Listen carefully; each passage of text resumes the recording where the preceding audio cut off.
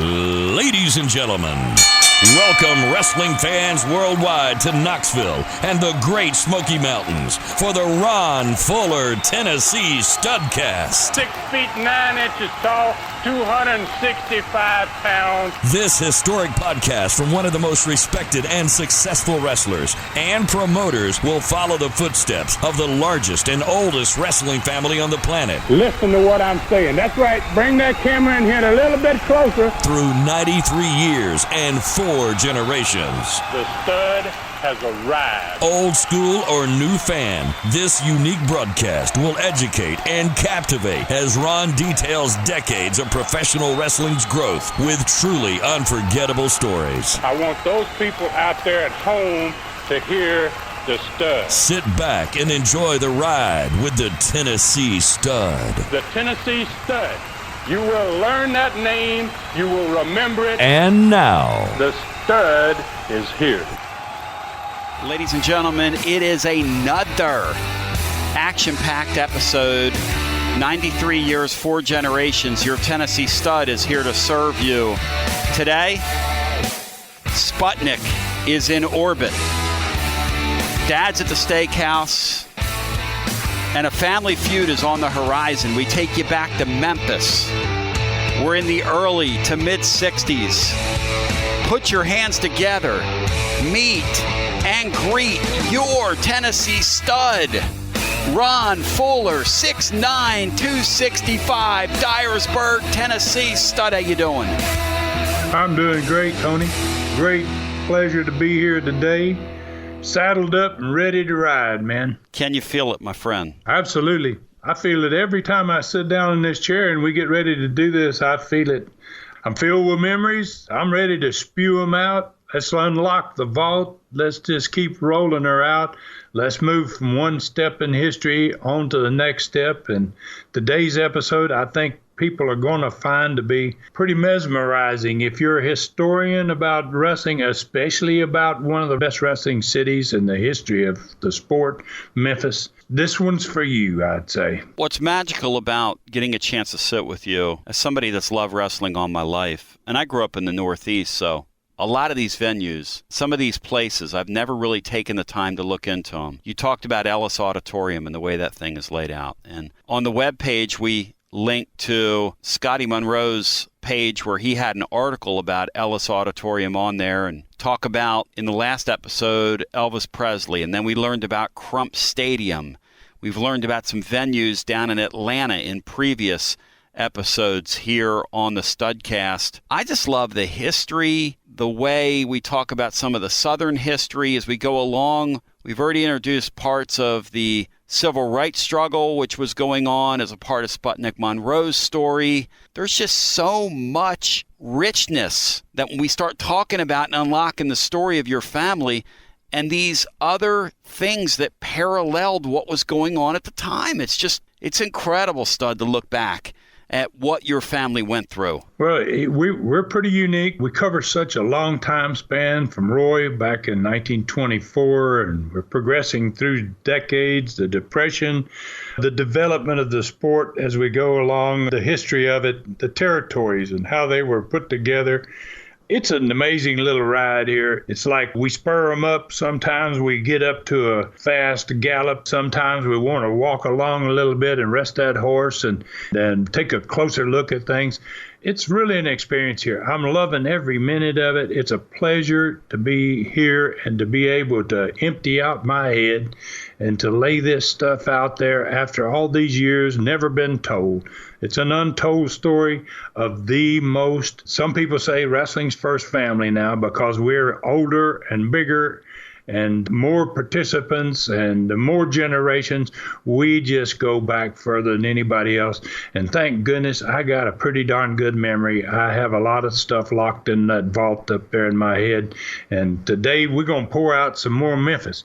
We're going to, hopefully, sometimes we go slower than I anticipate we will because I'm trying to be so thorough here. I'm trying not to forget some things that I'm going to look back and go, gosh, I wish I'd have said something about that or something about that. So we're going to today to try to get through Memphis, through the end of my dad's era in Memphis. And not the end of Memphis, because Memphis remains a phenomenal wrestling city for many, many years past the time that I leave there as a 12, 13-year-old boy. It keeps doing its thing. Let's just get right into it whenever you're ready. If you're ready, Tony, let's roll on it. Well, it's great because one of the names that keeps coming up is that of Sputnik Monroe, and I know that's where you wanted to start today. You got a tale that you'd like to share regarding Sputnik Monroe and get this into the record, so go for it, Stud. All right. I think it's a great place for us to start today. Sputnik Monroe is the figure in 59, 60, 61 in Memphis. He becomes, as you said just a minute ago, he's in orbit. He is taken off. His career is just, it's exploded. He becomes the best he's ever going to be. He's becoming the biggest star he will ever be in the history of his time in wrestling. And Memphis is Sputnik, and Sputnik is Memphis. They just suck him up. They love Sputnik Monroe. And through all of the great things about Sputnik, Sputnik was a difficult person for Dad to deal with because Sputnik liked to party. Sputnik was a player. He liked that Bourbon Street atmosphere. He liked to have himself a little drink when he got through wrestling. He wanted to enjoy himself. And every once in a while, he took it to extremes. So we're in an era here where Sputnik is just killing. The business is just tremendous. And Sputnik has himself a little Sunday afternoon stroll. The fair comes to town in Memphis. This is probably 1960. And the fair in Memphis, as in most cities, is a major event. It's a 2-week event. In Memphis, it's a fair, and the big play where everybody strolls and plays the games and all the rides and all that. But it's also a stock show where people bring their cows, and most fairs are like this. And there's an actual rodeo that goes along with Memphis's fair.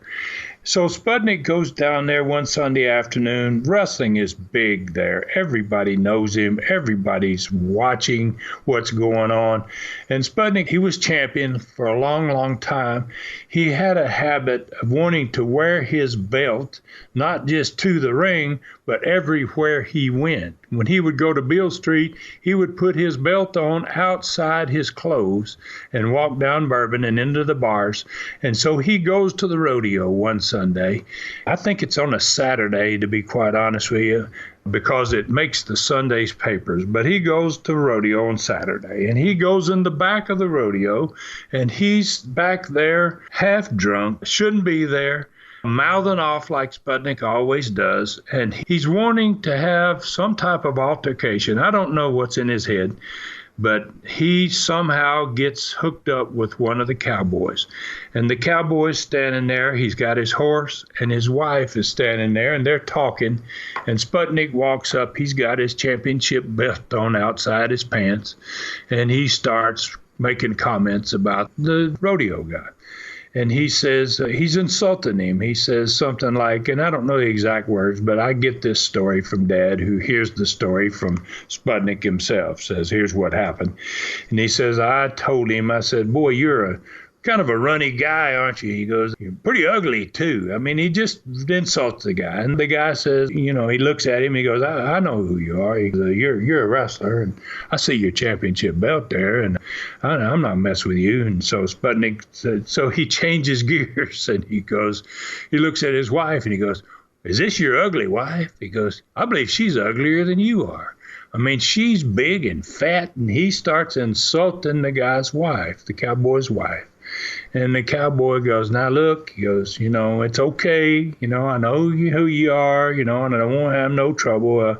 I'd like for you not to say some bad things about my wife. He's being very, very nice. So Sputnik sees he's not going to get anywhere. So he reaches up. The guy's standing there with his horse, and he grabs his horse by the reins. Horse is standing there very calmly, and he jerks real hard on his reins, and he says, is this your stupid looking horse? And that was the thing that rolled it into where it proceeded. That was more than the old cowboy could take. He didn't care. You can insult me. You can insult my wife. but don't touch my horse. And he knocked Sputnik cold. Hits him in the side of the head. Down he goes. Everybody sees it. Big crowd develops. Somebody takes a picture. Next day in the paper, I remember my dad getting up. They deliver the Sunday paper. And I hear him in the other room, and he goes, "Oh, my gosh." And there's a picture on the front page of Sputnik laying on his back, his championship belt around his waist, and he's out cold. And the cowboy has knocked out the champion. All over the front page of the paper. So my dad's in like damage control here. What in the heck am I going to do with this? So he calls Sputnik. Sputnik tells the story, and he goes, "What in the heck is wrong with you?" They have an argument, I'm sure. And finally, Dad says, "I want you to find this cowboy. I want to send someone from the paper." So Dad starts damage control.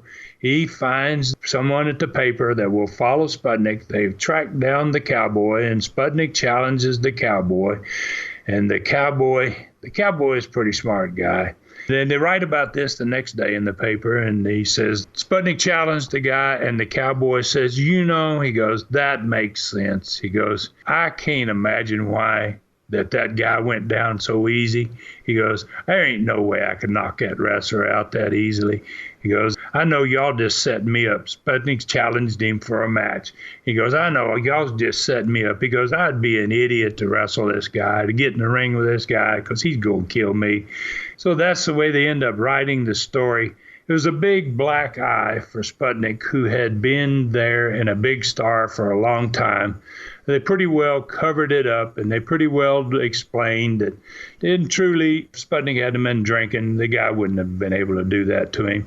But it's just to show you how guys can benefit you to such an extreme, and at the same time, when it concerns wrestling, to hurt you so badly with something as stupid as what Sputnik did. A big mistake by Sputnik, but it gives you an idea that he wasn't all just a fabulous figure that did wonderful things. He's like anybody else. He's pretty much human. I dug a story up, Stud, while you were talking about that, and this is from the Williamson Herald. You can find this on the Stud's page, as we'll have a link to it. This is the obituary of a man by the name of Ray the Kid Marley, and this runs in the newspaper once Ray the Kid Marley passes away. And he is that cowboy that you're talking about, who on April 7th, 76, passed away at the age of 76 in Parsons, Tennessee, from injuries sustained months earlier while training a horse. So there's a man out there at the age of 76 still training a horse. Listen to what his son recounts about what happened with his father. "One year at a rodeo in Memphis during my father's prime, mind ya, pro wrestler named Sputnik Monroe showed up one night to challenge any cowboy to a fight. It was supposed to be a publicity stunt. Thing is, nobody told my father that. Boy, did he pick on the wrong guy. Well, to make a long story short, by the time the media got a hold of it and Sputnik got out of the hospital, my father was offered a wrestling contract and he just laughed it off." It's pretty accurate, isn't it? I'll tell you what, man. And you find this stuff, you could really make me look bad, Tony, if you wanted to. And I'm telling that, I haven't told that story in 40 years, maybe. And it's pretty darn accurate as to what went on. He didn't go there just to find one guy. He went there to pick himself a fight with a rodeo guy. And he found himself the wrong guy. It's pretty amazing. And then they offered him the contract, and the guy's smart enough to know, well, hell, if I go in the ring with this guy, he's going to hurt me. So it's crazy business. It was a crazy time. That was a crazy guy. Sputnik was an absolutely crazy guy. I'm going to go one other little story on Sputnik, and it ain't so much Sputnik. We've talked about it. Go ahead. If I can say one thing before you go there, it points to this, and you've talked about this before. And I do football, covered the University of Tennessee, but SEC football, college football. The coaches on the football team back in the day, okay, I've had guys tell me this, played back in the 70s and 80s. I know of this happening. They go to a fight in a fraternity house and they start a fight. I'll give you a story. This dovetails exactly what your dad had to deal with here. This one kid had to go get several teammates to help him in a fight in a fraternity house. When a coach found out about it, he made this kid run around until he threw up. He said, "I don't want guys on my football team that can't take care of regular students." Your dad, once this happened, Sputnik Monroe had to go down the card. It's like those promoters used to say to guys, you go into a bar and you start a fight, you better win that fight. Or if a guy starts a fight with you, you better win that fight because we have a business here to protect. And it stands to reason what happened with Sputnik Monroe only served to damage the business. If you can't elaborate on how important it was, if you go in there and you pick a fight, you better win that fight. Yeah, of course. I mean, you're a wrestler. People watch you on TV and they say, well, geez, this is one of the toughest guys in the world. And in a lot of cases, that was absolutely the truth. Sputnik wasn't a great shooter, and Sputnik drank, and that was his problem. He goes on a Saturday night, and it turns out to be a Saturday night. That's pretty strange, but he's drinking, he's having a good time, and he wants to go down and get some publicity of some kind, I assume. I don't know what's in his head. Neither did my dad, I'm sure. And it can be damaging to your business. And, the only thing Sputnik could do is go and challenge this guy. Sputnik would have hurt him. He wasn't drinking, and he would have showed up to that match. He wouldn't have been drinking, and it would have been a different outcome. But it just really shows you, and I agree with what you're talking about with football players. It's kind of like back to the story, I think I may have told this, about Dory Sr. having to fight in the dressing room with two guys who was on his card, and they were tag team partners. He beat the hell out of one of them, and the second one, after he finished with the first one, the second one beat the hell out of Dory Sr. Dory Sr. got up, he's all bloody, and he looked over at the guy that he had beat up, and he says, you're finished here. You ain't tough enough. And to the one that beat the heck out of him, he points to him and he says, you're my champion. You are a bad son of a gun. I want you here, right? So that's that mindset. That's those old football coaches. They don't want you. If you can't beat up a frat boy, you ain't going to make it on the football team. It's just not going to happen. That's a very understandable story. And if you can't be a wrestling champion and go down to the rodeo and get your butt knocked out, and everybody say, well, he's a big, tough son of a gun. Now, I built Sputnik for 2 or 3 programs, and now I kind of take him down here, put him on a lower level. But in the end, Sputnik Monroe is one of the greatest guys. I'm going to tell you a quick story. I wrestled Sputnik Monroe. It's a 2-ring battle royal in Memphis. First one I was ever in my life. And what they do is they take 2 rings and push them side by side. When you've got an apron, and there's an apron about 12 inches wide that you can stand on out there for tag matches or whatever. So you take those 2 aprons and you put them together, and you've got ropes now that are about 3 feet apart, those 2 rings.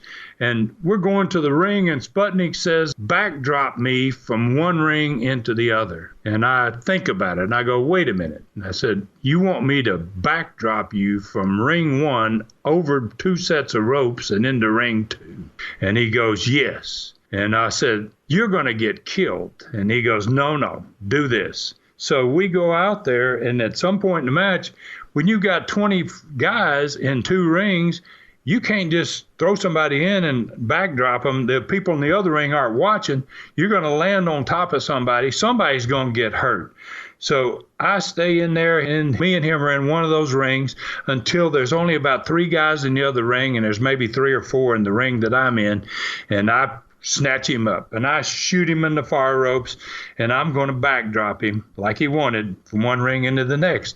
Well, Sputnik had a way of hitting you when you backdropped. He liked to go real high, so he would hit you in an upright manner. He would drive you back. It would lose your balance. I'd never backdropped him before, so I stepped back a step. When he hit me, I lost my balance a little bit, and when I shot him up, he didn't get the height that he wanted to. He went up into the air. He went into the second ring, but he went head first, and he went between the second and the top rope and just smashed his skull right into the mat, bang, on his head. I thought it killed him. I watched it happen like the other guys who were in the ring. They were like, what in the hell is that all about? And so I go, wow, I got to do something. So I got out of the ring. I go into the second ring, and I get him up. I figure he's unconscious. He comes up, he's staggering to his feet, and he says, let's do it again. So I just whip him across the ring, and this time I catch him good, and I backdrop his butt over 2 sets of ropes. One of the best bumps I ever saw, probably one of the best bumps that anybody ever saw in Memphis. So that was Sputnik. He was a determined individual, talented, but unreliable in some respects. Great talent, a great talent. One more, I'll finish up with, we talked last program about that Cadillac match and them carrying the Cadillac with the Billy Wicks in it out of the stadium. And after that match that night, we went to dinner with my dad. Now, my dad, he's got Roy in his blood, but he's a little different than Roy. But in some ways, he was the same. And I'll tell this story for that reason. It gives an opportunity for people to see what we're all about. It's me and Rob. I'm 12. He's 11. My mom and dad. It's in a real nice steakhouse. I believe the name of it was Jim's Steakhouse in Memphis. And we go in. Everybody is dressed in suits and nice clothes. Dad's dressed pretty nicely. We've got on nice clothes. We've just come from the biggest wrestling event in the history of Memphis. And we're going to celebrate in this restaurant. We sit down in the restaurant, and across from us at a table is two guys. And my mom's a very pretty lady at that point. She's young. She's got dark black hair. She's very attractive. And one of the guys sitting at the table starts flirting with her. And she's not flirting with him, but he's trying to get her attention. And somehow Dad notices it. And I'm a young boy. I didn't really grasp it. I didn't see that part of it going on. Later on, he explained to me why he does what he does. But he puts up with this, I assume, for a little while, maybe 10 minutes or whatever. We've been served, and the other two guys have been served. And it's a steakhouse, so we've got steak.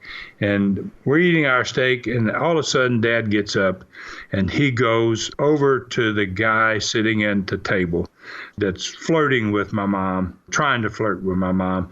And he picks him up by the lapels of his suit, jerks him up in the air, spins him around, and slams him sitting in his steak. Just slams him on the table. Drinks go flying off the table. His friend slides away from the table. Now the guy's sitting on his steak at the table. And Dad does the old Roy deal. He grabs him by the throat like Roy used to do people back in the 30s and the 40s when he was building his territory. And he gets up real close to him, and he whispers something in the guy's ear. And Rob and I were astounded. We don't see Dad do this type of thing very often. I don't know why it upset him so much, but it got to him so much that I guess he felt like he had to do something. So he slams him in his steak. He whispers in his ear, chokes him a little bit in the process, and comes back and sits down very quietly. And we continue to eat like nothing's happened. Now, the guy is still sitting over there in his steak. He does not get up and sit back down. His friend kind of backs off from the table, and they kind of whisper at each other. And at that point, I'm like really intrigued by what's going on. Guy just sits there. We probably eat for another 10 minutes. The guy does not get out of his steak because people know who Dad is. And he's a personality in Memphis. The owner of the steakhouse is a buddy. He doesn't go and take Dad and throw him out or any of that. He just basically puts up with it. He lets it go down like it's going down. Everybody quiets down in the restaurant. We finish our meal. Dad pays the bill. We walk out, and I look back, and the guy's still sitting in his steak at the table. And I go to the car, and I say, Dad, what did you say to him? He said, I told him that if you get out of your steak before I leave this restaurant, I'm going to come back over here, and you're not going to like what happens to you next. So to me, it was like, wow, this is pretty much I had a lot of respect for my dad. I thought that was the way he handled it was good in some respects, and others, most people would have said, gosh, that's a horrible way to do somebody.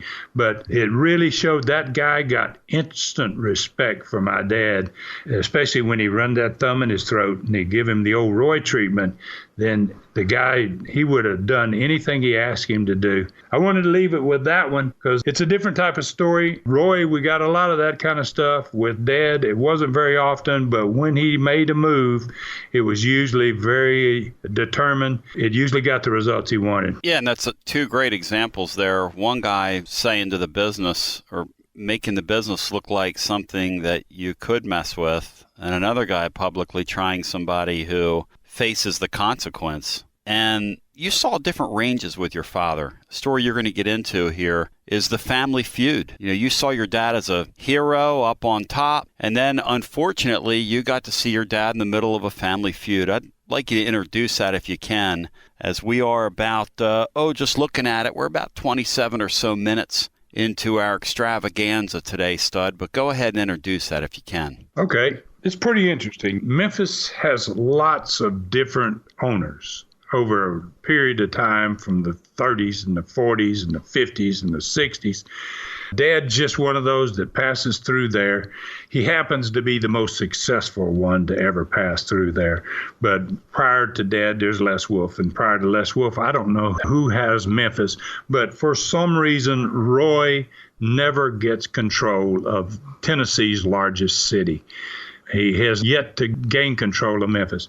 Roy has created all these athletic commissions. We've talked about this to perpetuate his monopoly. It helped him to control the 12 states in which he was doing business. He had a Tennessee Boxing and Wrestling Commission. And Dad was going great guns. Just everything is on fire. And all of a sudden, the athletic commission starts to mess with Dad. They come and tell him, which is unheard of. They say something like, as an example, I don't know what the issues were because I'm a 12-year-old kid, but I talked to people later on and they kind of explain some of this stuff. They come to him as an example and say, you can't have wrestlers throw anybody out onto the floor anymore. And Dad goes, now, wait a minute, this is a wrestling match. And everywhere else in the country, they throw people out on the floor. Well, you can't have people do that anymore. And you can't have a guy do this or do that like you've done in the past. And he's like, wait a minute, what's going on here? Well, if you do, they start saying to him, if you do, then we're going to fine you, and it could get worse. So all of a sudden, he's gone 2 years here with no problem from anyone, especially not the athletic commission. And all of a sudden, this athletic commission, especially the commissioners in Memphis, have a problem with just about everything he's doing. So he gets very perturbed by it. He gets extremely upset. He's no longer in control of his own town. He doesn't know how to handle it. He gets very disinterested in doing business anymore. It frustrates him because he says to them, you don't have the right to tell me how to run my business. And they say, yes, we do, because we're the athletic commission. So he says, well, what about Nashville, where Roy is, and Chattanooga or Knoxville, where Kazana is, and different promoters? He says, do they not have their wrestlers throwing people out on the floor? Are you stopping them from doing the same thing? And he got no answer. So he figures that something's going on here. It turns out that as time goes on here, over a period of months, this fight between him and the Tennessee Athletic Commission escalates to the point to where they say, you are going to have to leave Memphis, that you're not going to be able to run wrestling in Memphis anymore. They take away his town, in essence, and it just so happens that, Dad's a stubborn guy. And he's already, now, they don't realize that for Dad, he's accomplished the same thing he accomplished in Mobile. When he left Mobile, he had drawn those big, huge crowds. He had taken a territory from drawing nothing to being spectacularly successful, and he lost his incentive to stay. He had seen the great sellouts. He had done everything he wanted to accomplish, and he's at that point in Memphis. He's already done everything he could have possibly done. He's set records that no one will ever break, and he's really ready to go. So this little thing with the athletic commission, he could have stayed there, living in that nice home on that beautiful farm, and he says, I'm not going to put up with any of this anymore. You can have the town. So he basically walks away from one of the best wrestling cities in America, his own little territory that's just on fire and doing tremendous business. And we move out of that 10,000, 12,000 square foot house, I don't know how big it was, into a house trailer in Mobile, Alabama. We go from top of the world to bottom of the bucket. And it's really, it's shocking. To my mom, she leaves a house full of furniture. He doesn't even move the furniture. He just sells the house, the farm, the furniture. I'm gone. I'm out. And within 2 months from the time it starts falling and tanking in this problem, we're gone and we're living in Mobile again in a house trailer. It's kind of like the story of our lives as young guys. You know, we've moved from Mobile to Memphis, and now all of a sudden we've moved back to Mobile, and we're about to move beyond that to becoming farmers, to a different lifestyle entirely. And I think it's important for people to see that when you're in the wrestling business, as a son of a wrestler, you never know where you're going to live or where you're going to be. When you're a promoter, you probably have more stability than if you're a wrestler. If you're a wrestler and they don't like you where you are and they say, here's your 2-week notice, you've got to not only leave there, but you've got to find some place to go and make a living again. And you change from one territory to another territory to another territory to another territory. Over the period of my life, I counted it up one time, I went to 12 high schools, just high schools alone, 12 high schools in 6 different states. Just move. And that's hard for a kid. And I used to think it was a deterrent for me to have friends or whatever it was. But I really figured out in the long run, it was probably the best thing for me. I got to see so many different cities and live in so many different parts of the country, see life lived by different people in different places. I learned more maybe than I would ever learn from going to one particular school by going to 10 or 15, probably 20 schools in my lifetime I went to as a young kid from first grade through 12th grade. Travel broadens the mind, the old saying was. Dad used to always say, I would say, Dad, why we got to move again? He would say, travel broadens your mind, boy. And really, it probably did. It made me kind of what I am. Same thing for Rob. We went through some tough times. It was a different type of life. All of a sudden, we're in Memphis, and bang, and 2 months later, we're living in Mobile, and our lives are totally different. It's just overnight change. Any ideas, you look back, what led to that whole thing, Roy moving on Buddy Fuller the way he did? I think Roy always wanted Memphis. And Roy is the type of guy who gets what he wants. And somehow Memphis got away from him. He was able to develop his 12-state territory. He didn't have any cities that he didn't own himself unless he had the guys living there that he wanted to do business with, and they're going to pay him the 10% booking, and he's going to provide them talent. He basically owns it without owning it. They think they own it, but he's in control of it. And Memphis, he had no control. Now, his son, my dad and my granddad had a different relationship than I had with my dad. Roy never wanted my dad to wrestle. That's strange to me. Dad always wanted me and Rob to be wrestlers. He pushed us. He trained us. He had a ring available to us whenever we wanted it. It was his goal, I believe, in life. And Roy was just the opposite. He had 3 brothers that were wrestling, and he thought that there's too many Welches already, and you're not going to end up in this business. He discouraged him. Dad started working out, and Roy would come by and get him out of the ring. Come here. He called him Bunyan. He said, come here, Bunyan. And he would take him off and say, you're not cut out for this, boy. You don't want to be in this. You don't need to be in this. So when Dad got into it and he became successful as a wrestler and even more successful as a promoter, and then he comes back to Memphis right in the heart of Roy's territory, and he owns the best city in America. He owns the biggest city in Roy's whole 12-state territory. Memphis is drawing more money than anybody. And Roy, I believe, says, I can't take it. I got to pull the strings here with my athletic commission people like I have for 30 years now, and I want the kid out. I want Memphis. I want to own that town.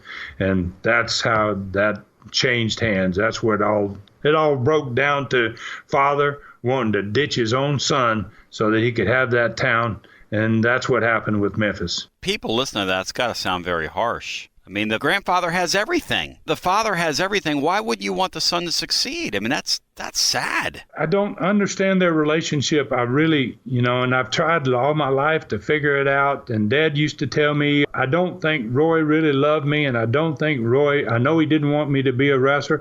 Actually, the other day, Rob and I were talking. He had heard a little bit of one of those Studcasts in which I said how Dad got his name.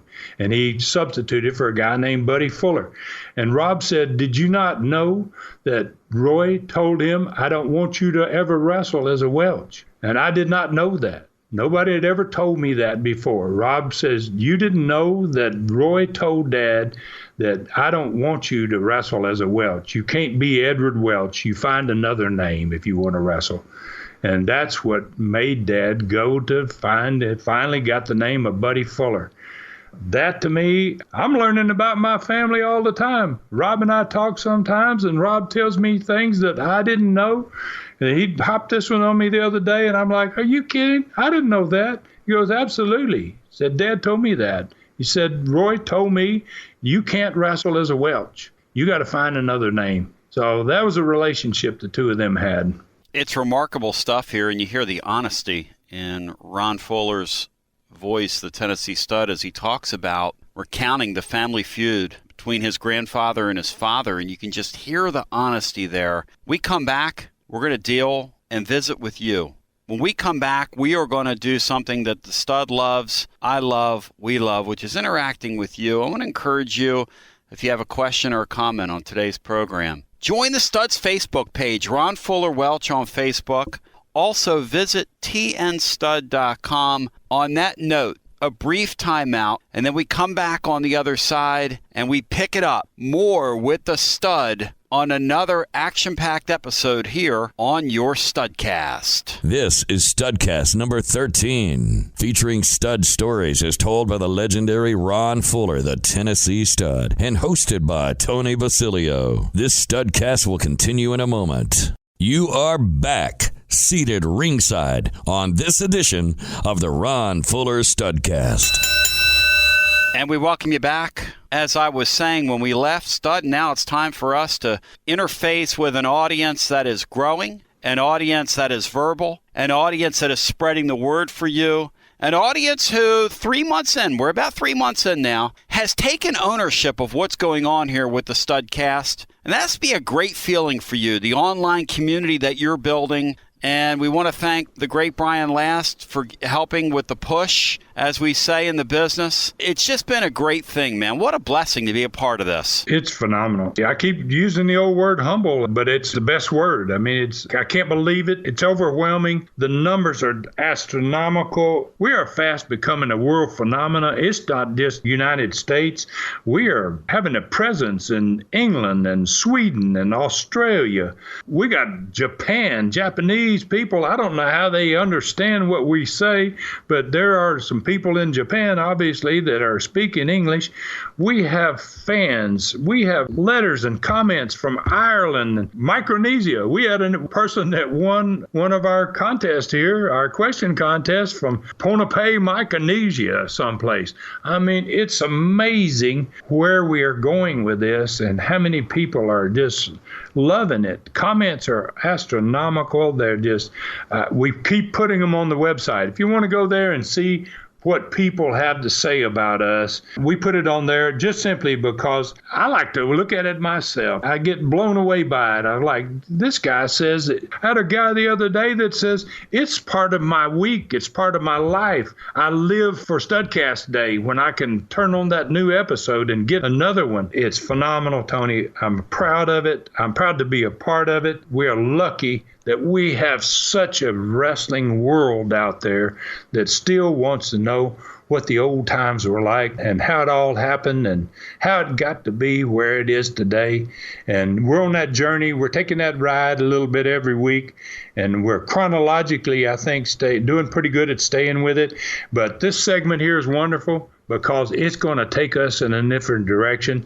And I think that's fans get, they want to hear, well, let's talk about some of the things you did. And we're going to get to a lot of the things we did. We're working our way right now toward me and Jimmy's generation and what we've done and where we went. So this segment is a wonderful one. I really love it. I say let's get to rolling on it. Let's get these people in the saddle and see where they want to ride. Tom Doss of Palm Mall, Tennessee, not to be confused with Salem, Virginia, or Salem Lights, Virginia, asks the following. And by the way, this could be 3 episodes, and no doubt we will unpack this with great detail down the line here on the Studcast. Tom Doss asks, after the Knoxville and All-Star split in 1979, there was major heat between you, Garvin, Orton, and Roop, to name a few. Fast forward 35 plus years later, would you speak to any of these wrestlers now due to the resentment back in those days? Do you have a relationship, Stud, with those guys? Great question. One of the most difficult moments in my life, because I ran a company that for many years was extremely successful with one of the greatest crews. Some of the greatest young wrestlers in the world wrestled for me in Knoxville, and we were close friends. We played on the lakes together. We all had boats. Everyone that worked in Knoxville during that years from 74 to 79. If you were in Knoxville, the story was you're working in the best territory in the world. And I got all these guys that wanted to come because everybody was happy. And something happened. We're going to save this because this, like you say, we could do 3 shows on this. We're going to save a big portion of this. I'm just going to get straight to his question. And his question basically was, am I friends with any of those guys, Garvin, Orton, Roop, as an example? To this day, have we made up, so to speak? It was hard for me. When this all went down, I had a southern end. I had a business that had already gotten taken off in Pensacola. It was also called Southeastern Wrestling. I expected to have 2 businesses, a northern and a southern territory. And the northern territory, I had a problem. Those guys were in the northern territory. Had things not gone like they went, they would have been a part of that southern territory. They'd have been a part of that wonderful run in Pensacola that we're not even talking about yet. Bigger than Knoxville, a bigger run. Things going to get better and bigger, not smaller. But anyway, we have a problem, and they run against me. They mutiny the ship. Let's put it that way. They're a part of the mothership that they've come to and been a part of and been happy to be there, been paid well, taken care of. But they decide they want to own a piece of it, and they're going to take it. They're going to take my company from me. Bad deal, bad thing. And it turned out to be, it killed Knoxville for wrestling for a while there. And from 1979 to 1985, no one could go there and draw money. Georgia Championship Wrestling couldn't draw money. Ric Flair and Blackjack Mulligan couldn't go there from Carolina and draw money. Nobody could replace what we had accomplished in those 5 years there. No one could follow us. No one could follow us is what it basically amounted to. I go to wrestling reunions in Mobile, Alabama. I've been twice in the past 3 years. 3 years ago, I went to the wrestling reunion in Mobile, Alabama. I had not talked to Ronnie Garvin, Bob Orton, or Bob Roop, none of those guys since the day that they mutinied. They decided they were going to run their own company against me. And I go there, and there's Ronnie Garvin and Bob Orton at this reunion. And I'm kind of surprised. I didn't expect to see them there. And for a while, I was a little uncomfortable with how to handle it. And I go to church a lot, oddly enough. Maybe some people they would think it's odd, but I've learned some Christian values, and one of them is forgiveness. And I sat there and thought about it. I see them. I don't speak to them, but they're there. I say to myself, it's time to forgive. Now, this is 30 years later. And I go over and sit down and start talking to Ronnie. Ronnie Garvin and I go back further than Knoxville. We were young guys in Florida, 1970, 71, 72, 73. We wrestled each other a lot. We grew up wrestling and learning how to work against each other. We graduated from Fort Myers on Tuesday night to Tampa on Tuesday night. We became stars in Florida. And when I went to Knoxville, he was one of the first guys I wanted to bring because he was such a hard worker in the ring.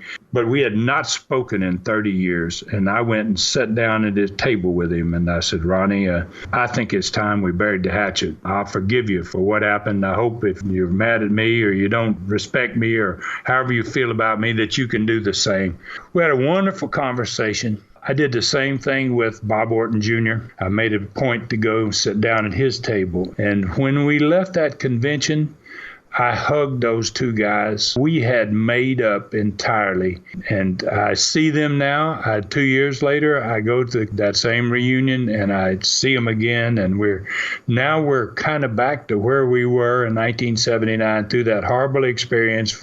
And it turned out to be a bad experience for them because they lost the deal. I mean, I was able to sell my business and move on, but they lost their spots with a great company and with a great guy that was making them money, and the opportunity to go to Pensacola and live on the beach and have a better time than they had in Knoxville, all that was gone for them. So, we all sacrificed through that whole experience. It was tough. But yes, answer to the question is, I've made up with them. I've hugged them both. I care for both of them. I forgive them, and hopefully they forgive me, and I think they really do. And it's a great question. Yeah, it's an awesome question. And again, that's going to be a future episode of the Studcast that'll no doubt be 1, 2, or 3-parter inside the genesis of what went on there. That's a story I know you've touched on in other venues, but one where we really haven't gotten into the nitty-gritty of what went on. And it's fascinating to hear you talk about just the healing of going through that, because I'm like you, I'm a Christ believer myself, and I just know that healing is real. And I also know that anybody listening to us, whether they're a believer or not in God, knows what it's like to have heat with somebody, walk in a room with somebody you have heat with, feeling that pit in your stomach, feeling that fight or flight feeling that you have. Where do I go confront this person? Do I just ignore them and it's the elephant in the room? And we've all been there. We've all handled that in different ways. What a terrific storyteller you are. Another question comes from, and thanks for bringing the truth there on that and sharing with us the inside of your machinations there. And again, we'll go back to that down the line here on the Studcast. Question number 2 today comes from a personal friend of mine who I've seen many a wrestling event with and been to many a card with, and who's loves you, Stud. I will just tell you, this man loves you. Not that I'm going to color who gets the prize today, but this man today in question 2 loves you and spreads the word for you, Stud. Not that I'm going to color who gets the prize here, but D. Wayne Light out of Knoxville asked the following. How close were you to getting the NWA belt? Did the powers that be ever consider putting the strap on you? Stud, take it away. Great question. We all want that belt. When I'm a kid and I'm watching in the ring and I see Buddy Rogers wear it, I see Lou Thesz wear it, I see Pat O'Connor wear it, I dream that someday I'm going to be that world champion myself. And I was headed there, Tony. And yes, I think they don't come and talk to you, I don't think, and tell you, hey, look, we're thinking about doing this. But you start to see it in what happens to you. In 1973 in Florida, I'd been wrestling for 3 years. I had a great run as a young guy. Normally it takes 6 or 8 years for a guy to figure it out and to become a star. And I had done it in 3 years. And part of that was because Florida was so embedded with great talent that it was making me great fast. I was working with really great workers. In 73, they started sending me to St. Louis. St. Louis was the home of Sam Muchnick, head of the National Wrestling Alliance for predominantly most of its existence from 48 on. And it was his city. If you got to wrestle in St. Louis one time, it signified to you that you were becoming some type of a star.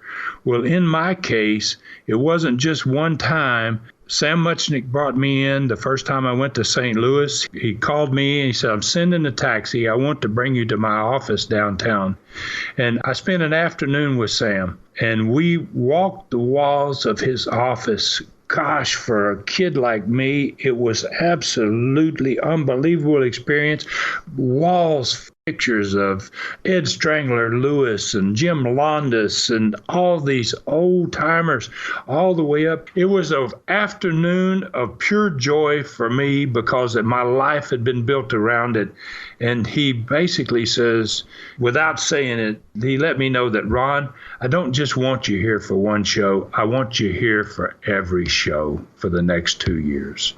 And I kind of put two and two together, and there was scuttlebutt around. I had a couple of guys say, Ron, I think they're going to put the strap on you. I think you're going to be the guy someday. I never really put much credence in that, but that afternoon I spent with Sam in his office in St. Louis, when the way we talked and the way he talked to me, I really had a feeling that, maybe there is something for me. What happened to me and kept me from getting there, I went there for 2 years. I drew Sam tremendous crowds. I got over in St. Louis very well. I wrestled Terry and Junior and Flair, and I wrestled all these guys. Some were already champions, some were going to be champions, and I was winning. I was getting there. And then I decided I wanted to buy my own business. I decided I wanted to be a wrestler a promoter rather than just a wrestler. That decision, I think, put an end to my potential for being world champion, because to everybody that makes those decisions, it says to them, he wants to do his own thing and he's not willing to travel anymore. You can't be world champion if you don't want to get on that plane every day and fly to a different part of the world and a different part of the country.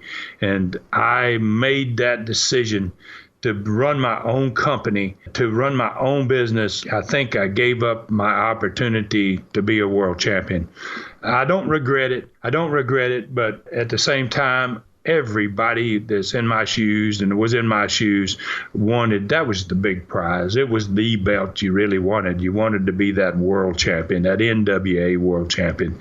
And that opportunity left me when I came to Knoxville and said, I want to be a promoter too. And ironically enough, D-Wayne Light out of Knoxville, great question there. Let's go to our next one. Justin Matthews, who is from Broken Hill, New South Wales in Australia. Was there any local talent you wrestled in Australia that you thought could have made it big in the U.S.? That's a great question, Stud. Super question. My favorite country. If you're not talking the United States, it's the favorite place I have on earth. They are great people there, and it's a beautiful place to live. It's a beautiful place to work. It was a great place to work when I worked there in 73. I went there in 71 for 2 weeks. I went there in 73 for 3 months. I really became almost an Aussie myself. I loved their accent. I loved those people. They were great. And the answer to your question is yes. There were four. I have four come to my head very quickly that made that transition from Australia to American. One of them is George Barnes. I have a little story about George. I'll come back to him. The second one is Bill Dundee. Lives in Nashville, wrestled for Jarrett. He wrestled in the same city we talked about recently. It's a Memphis. He's a Memphis story. He's a Tennessee story. He's still there. He still lives in America. I don't know if he's ever been back to Australia. He's a wonderful guy, great guy, personal friend of mine. Johnny Gray, another kid, good wrestler, good athlete out of Australia. And the fourth one is Tony Gurria. Tony Gurria worked for Vince Sr., works for Vince Jr., may still be up there in Connecticut. I don't know for sure, but a very handsome guy, a good body, a good worker. I got one story real quick here. This is about George Barnes, and I love this story because it makes Australia, and I just love that country. George Barnes in Australia in 73 and all the years preceding when Jim Barnett started cranked up wrestling in Australia back in the 60s. He brings wrestlers from all over the world, and the Aussie boys do the jobs. They're never on top. They've been there for years and years and years. And George Barnes is there. He's a great worker, tough kid, tough Aussie, man. He's a standard bearer for that country in my mind.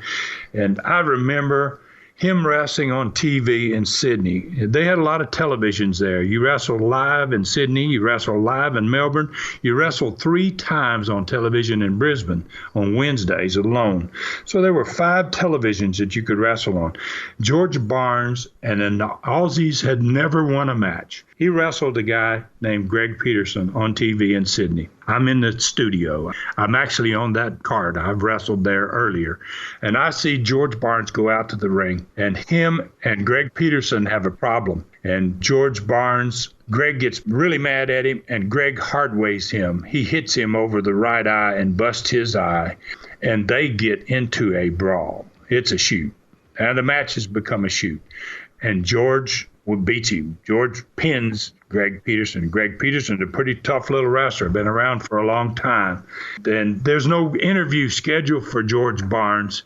He's not supposed to go to the deal because he's probably not supposed to win, but he beats Greg Peterson. For the first time, an Aussie wins a match on television in Australia, and he goes and just interrupts the microphone. The commentator is a former rugby star named Michael Cleary. And he says, Michael, he goes, I want to have my say. And he does it in that beautiful Aussie accent. He says, by golly, he goes, never. And he's got the blood running down his face and it's dripping on his chest. And he goes, this Aussie will never lose to an American again. He goes, we've been beaten and beaten and beaten here for 10 years. And he goes, there's no one of us that's ever won.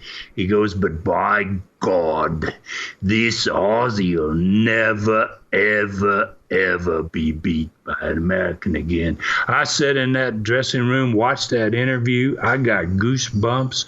I said, my God, something fabulous just happened in this country because he never did lose again.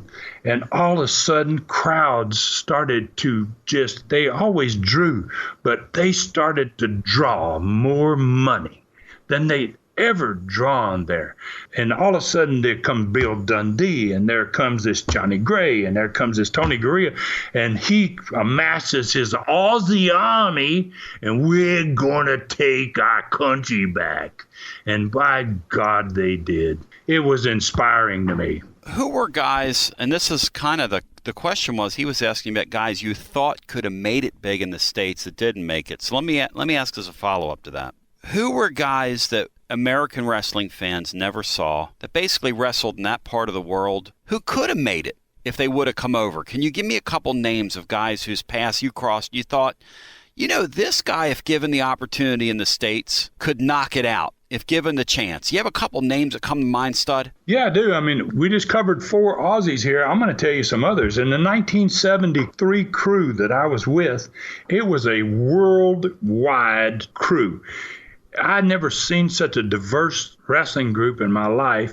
From Italy, you had a guy named Mario Milano that was a tremendous wrestler, fabulous wrestler, great body, good talker. He couldn't speak English very well, so when he did his interviews in Italian. He spoke directly to the Italian population in Australia.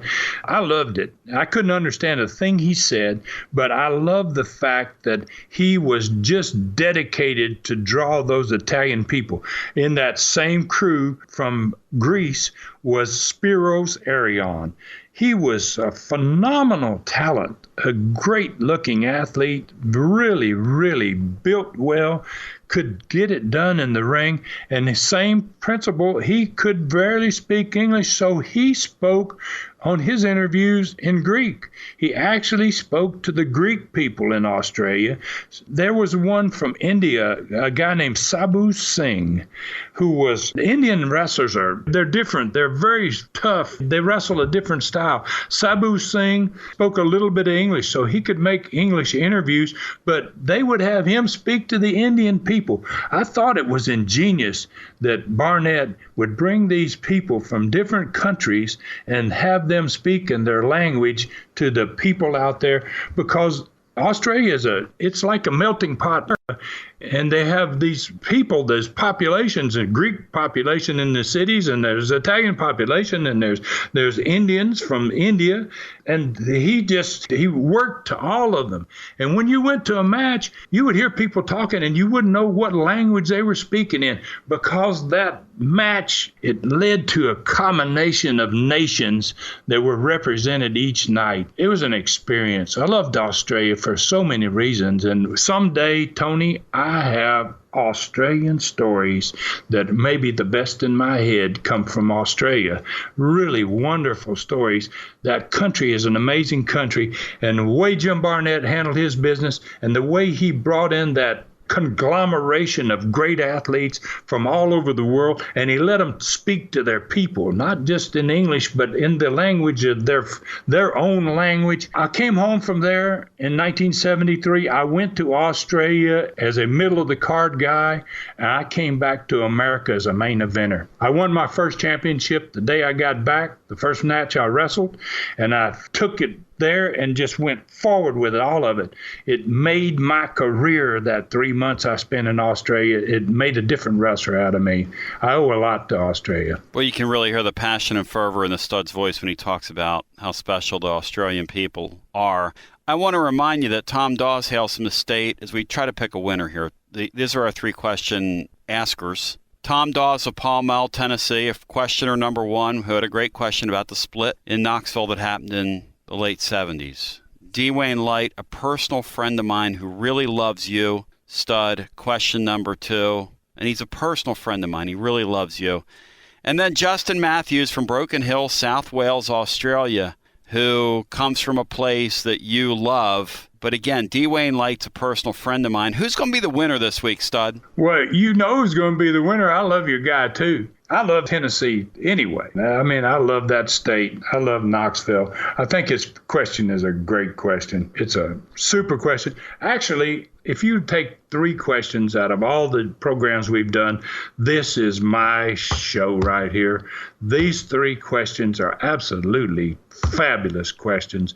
And everything that happens in this segment that we do, Tony, inspires me, because the people that send us stuff, it's tremendous. It's just tremendous what their knowledge of the sport and the questions that they ask. When I see them and I first start going through them and I'm looking at them, I try to rate them as number 1, number 2, number 3. I can't do it because they're all so good. And I really appreciate the people sending me these things. It takes us in different directions, Tony. It takes us away from Memphis. It takes us away from the 60s. All these are latter day questions, and it's pretty amazing. It's part of what we do here that I think makes this thing unique. It makes us unique as wrestling podcasts go around the world, because we delve in everything. History, family, countries, latter day, early days. We cover just about all of it, and it's just a pleasure to be a part of this. And who's the winner, stud? You said all that. I mean, come on. You act like one of these football coaches in the SEC. You got to give me a winner here. All right. We're going to go with Mr. Light. We're going to go with Mr. Light. I love this question. They were all good today. It's really hard to pick a winner. When you got 3 questions like that, it's really difficult to pick a winner. But let's go with Mr. Dwayne Light. I think let's call him our winner for today. Dwayne Light actually won something. He's never won anything off of me, stud. I'll tell you that right now. But anyway, so stud, on the way out, how can folks get in touch with you if they'd like to? Please plug you if you can. It's time to plug now. Plug your Facebook page and your website, my man. Okay, we'll cover all of them. And if people got pencils, they want to write it down. I really want them to come and look at my website. I think I have a pretty decent website. The Stud Store is rocking. We got a lot of things there, and we're going to continue to add more items to that. You can find that website at tnstud.com. Very simple, tnstud.com. That's your website. Facebook, is Ron Fuller Welch and Ron Fuller Tennessee Stud. Ron Fuller Tennessee Stud is a celebrity site. It allows me to hold, obviously, 30, 40,000. I don't even know how many I could put on there. And I'm getting those kind of numbers. It's staggering. Like me there, and you're going to get messages. You can communicate with me. That's wonderful. I love that communication. I try to answer as many people as I can. It's difficult at this point. Ron Fuller Welch, that's obviously the first site I had on Facebook. It's about to max out with the number of people that I can hold on there. So you can do either of those two sites, Ron Fuller Welch or Ron Fuller Tennessee Stud. You can connect with me on Facebook. On Twitter and on Instagram, it's the same thing, Ron Fuller Welch. Follow me there. Those media forms are blowing up as well. We're becoming pretty darn phenomenal out there, Tony. We're becoming relevant. My name is becoming relevant again. For 30 years, I disappeared, and now I've kind of come back, and people are just ranting and raving. They say I'm a pretty good storyteller, and I love telling the stories. I'm going to keep doing it. We're going to keep rocking this thing. We're going to keep bringing people stories and information that they never knew. I'm sure, I don't think, we talked about this before, I don't believe, and I'm not trying to boast here, I don't believe there's a more knowledgeable wrestling person on the face of the earth than me. I've been everywhere. I've grown up in it. My granddad started in 24, 4 generations, 20 strong, stories being told every week. Just keep joining us. Tell your friends about us. I'd like to add, too, we talked a little bit about it today, about that first question today. God bless everybody that listens here. And I'm not sad to say I believe in the good Lord, and I think he puts me in this chair every week so that I can depart some information and maybe make people feel better about themselves and entertain them at least for an hour. I can't wait to let's crank it into next week. I'll tell you this right now, Stud, I feel the love over here, and I want to remind folks, if you want to check me out during the week, I'm actually a radio guy in Knoxville, Tennessee. I've done a show here for forever, quarter century or so, long enough to know better, as we say, and I beg to differ with the Stud. I think he's always been relevant. He drives me crazy when he says that. I know my audience absolutely loves him, loves the Studcast. I encourage folks to please spread the word. If you get an opportunity, you can check me out at tonybasilio.com. I also do post-game shows immediately following Tennessee football games if you want some serious entertainment. And you'll hear some heat after some losses, some crazy stuff. It's mayhem. Speaking of, we also do a Sunday night offering across the Southeast. And for ACC, SEC, and college football fans at large, we call Southeastern Sunday night. And you can find me at tonybasilio.com during the day, and Tony Basilio on Twitter. And Stud, man, thank you so much for giving me the opportunity to be a small part of this. It's been great here, man. Number 13, it's supposed to be unlucky for people. I feel like we turned in a lucky 13. I feel like that was a really wonderful program that we just did. Tony, I feel like they're all pretty darn good. It's amazing, when we think about it and when we talk about it, we don't even talk about it actually, because we sit down here and within 2 minutes we talk and say hello to each other and we roll into a show. It's pretty amazing. We don't format it. It comes off the top of the head, and it rolls out there week after week, and we light them up. Hopefully we're lighting them up just like my old granddad and just like my dad. That torch, I hope, is still lit, and maybe I'm going to be the next torchbearer for my family. I'm trying to light that torch every week here and get these people, these wrestling fans worldwide, a different perspective of what the heck it's all about, and I hope that we're accomplishing that. I'm a guy who loves classic wrestling, and I love American history as well, and I love 20th century American history, and I just love all the intertwining that we've seen so far in your family's story. And so, Stud, when we get back in episode 14, where are we going, my man? Well, actually, we're going to become farmers. That sounds a little odd, but, Dad's a little perturbed with things, and he's out of Memphis, and it's really a nasty deal for him. And we're going to end up going to the farm for a little bit. It's going to be short-lived, but that's a wonderful life. That's why I really want to hit a little bit of it, because I loved being a farmer. I love doing that. I think that people that do that for a living are luckiest people maybe on earth. Let's get into a little bit of that, but it's going to come right back to wrestling. We're never leaving wrestling because it's what it's all about. Oh, no, and I'll give you a sneak preview of some of the questions that we may have next week. I've had a guy reach out to me and wants to ask you about that snake pit that comes up a lot. So we're going to visit the farm, and then we're going to visit the snake pit. So we're ecologically sound anyway. We're going to be outdoors. For the Tennessee Stud, Ron Fuller, Tony Basilio, wishing you a Tennessee Stud day and a Tennessee Stud week. Thanks for being with us on another action-packed edition here on your Studcast. Thanks for joining us today for this historic Studcast. The true story continues next week.